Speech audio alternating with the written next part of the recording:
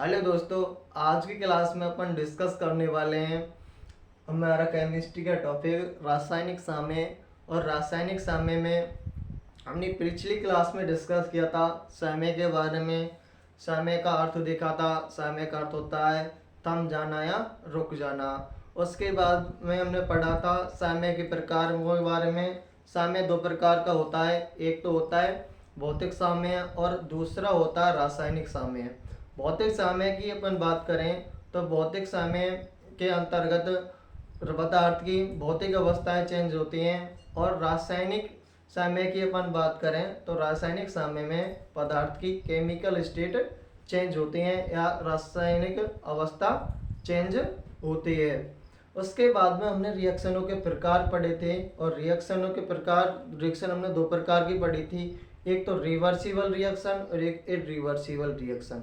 Reversible reaction की अपन बात करें तो रिवर्सिबल रिएक्शन को हिंदी में उत्क्रमणीय अभिक्रियाएं कहा जाता है। जो ये अभिक्रियाएं होती हैं ये दोनों दिशाओं में चलती हैं। उत्क्रमणीय अभिक्रिया दोनों दिशाओं में चलती है, अर्थात अपन कह सकते हैं कि जो रिएक्टेंट है वो प्रोडक्ट में चेंज होते रहते हैं और जो प्रोडक्ट है वे रिएक्टेंट में चेंज होते रहते हैं। ये अभिक्रियाएं कभी पूर्ण नहीं होती हैं। जो उत्क्रमणीय अभिक्रियाएं होती हैं ये अभिक्रियाएं कभी पूर्ण नहीं होती हैं। और अपन बात करें इन अभिक्रियाओं में हमेशा क्लोज कंटेनर में होती हैं। जो उत्क्रमणीय अभिक्रियाएं वे हमेशा क्लोज कंटेनर में होंगी और इन अभिक्रियाओं में पिपेट नहीं बनता है। जबकि अपन बात करें इन रिवर्सिबल रिएक्शन की, जिसे हिंदी में अनुत्क्रमणीय अभिक्रियाएं कहा जाता है। जो अनुत्क्रमणीय अभिक्रियाएं होती हैं वो यूनिडायरेक्शन में होती है, मतलब एक दिशीय होती हैं। और बात करी थी हमने जो ये रिवर्सिबल रिएक्शन होती हैं, अनुत्क्रमणीय अभिक्रियाएं होती हैं, वे लगभग पूर्ण हो जाती हैं और ये हमेशा ओपन कंटेनर में होंगी। इनमें पिपेट बनता है और जो अनुत्क्रमणीय अभिक्रियाएं होती हैं उनमें क्या बनता है, पिपेट बनता है। और इस पिपेट के कारण ही ये अभिक्रियाएं पुनः रिएक्शन नहीं करती, इसीलिए ये दोबारा रिएक्शन नहीं करती। आगे आज हम बात करेंगे रासायनिक साम्य के गुणों के बारे में। साम्य के गुण पढ़ेंगे। साम्य के गुणों की अपन बात करें, पहले गुण की बात करें तो आर एफ बराबर आर बी। अपन कह सकते हैं जो फॉरवर्ड रिएक्शन की रेट और यदि बैकवर्ड रिएक्शन की रेट इक्वल हो जाए या बराबर हो जाए तो अपन हम कह सकते हैं कि साम्य स्थापित हो चुका है। सबसे पहला गुण रेट ऑफ, आर एफ का मतलब है rate of forward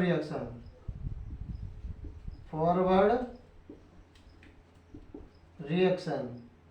are B का मतलब है rate of backward reaction. Rate of backward reaction और रेट ऑफ फॉरवर्ड रिएक्शन। अपन कह सकते हैं कि साम्य में जो फॉरवर्ड रिएक्शन है और बैकवर्ड रिएक्शन है इनकी रेट क्या हो जाए, इक्वल हो जाए, तो अपन हम कह सकते हैं कि साम्य स्थापित हो चुका है। अगले बात करें अपन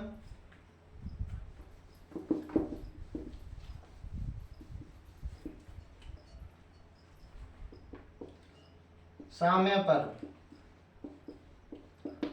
पर सांद्रता, दाब, घनत्व और रंग।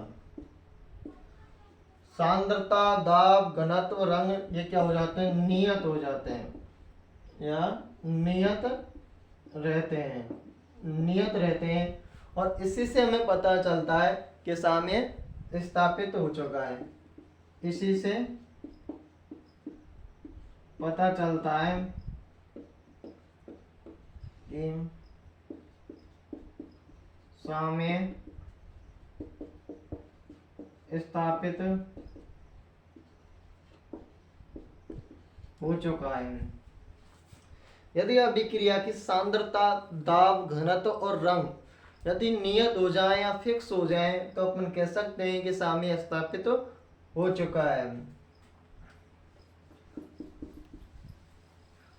आगे अपन बात करें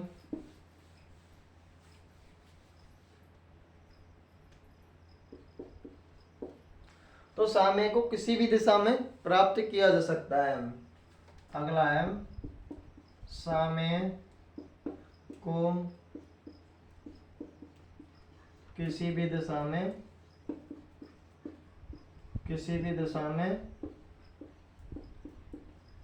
प्राप्त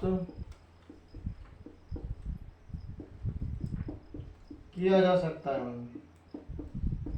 साम्य को किसी भी दिशा में प्राप्त किया जा सकता है, जैसे H2 प्लस I2 2HI, या अपन ऐसे कह सकते हैं 2HI H2 प्लस I2। तो अपन कह सकते हैं कि साम्य को किसी भी दिशा में प्राप्त किया जा सकता है। अगले गुण की बात करें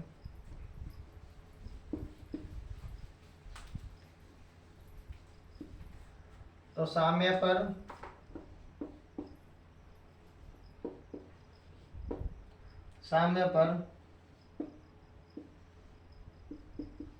कैटालिस्ट का नो इफेक्ट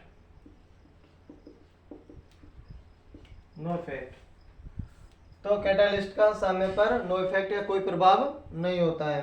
कैटालिस्ट का मतलब होता है उत्प्रेरक। साम्य पर कैटालिस्ट का नो इफेक्ट या कोई प्रभाव नहीं होता है। आगे अपन बात करें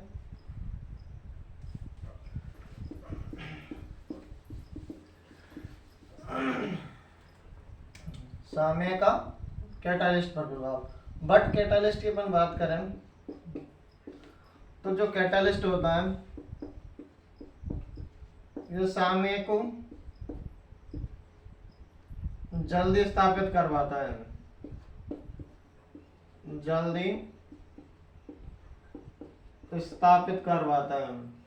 कैटालिस्ट होता है साम्य को जल्दी स्थापित करवाता है।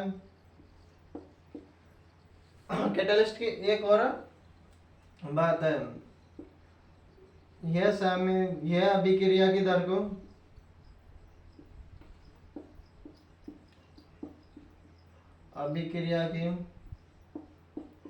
को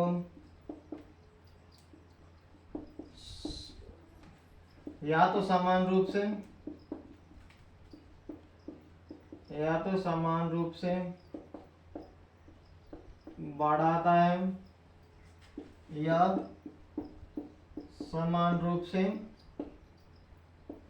कम करता है।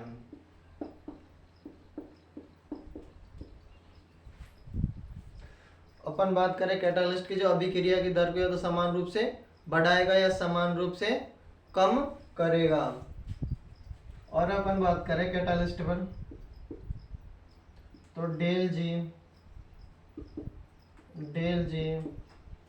डेल एस साम्य पर कैटालिस्ट का डेल जी डेल एस का नो इफेक्ट।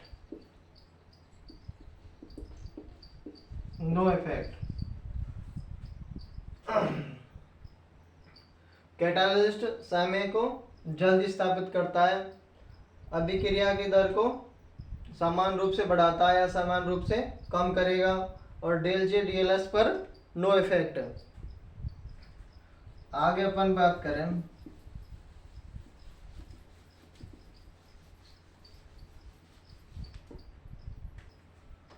साम्य पर डेल जी बराबर 0। साम्य पर डेल जी का मान क्या होता है? 0 होता है। तो एक समीकरण है डेल जी बराबर G not plus R T L N K. यदि हम इसे साम्य के लिए अप्लाई करें तो डेल जी का मान क्या हो जाएगा? इक्वल हो जाएगा।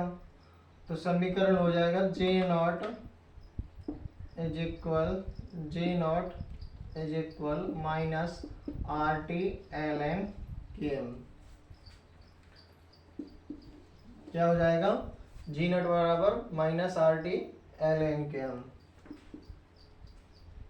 लॉग लेने पर जी नॉट बराबर माइनस 2.303 आर टी लॉग के।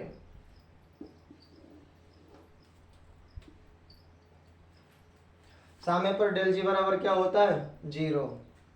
यदि इस समीकरण में डेल जी का मान पुटअप करने पर क्या हो जाएगा? जी नॉट बराबर minus R T L N K, और जी नॉट बराबर माइनस 2.303 आर टी लॉग के।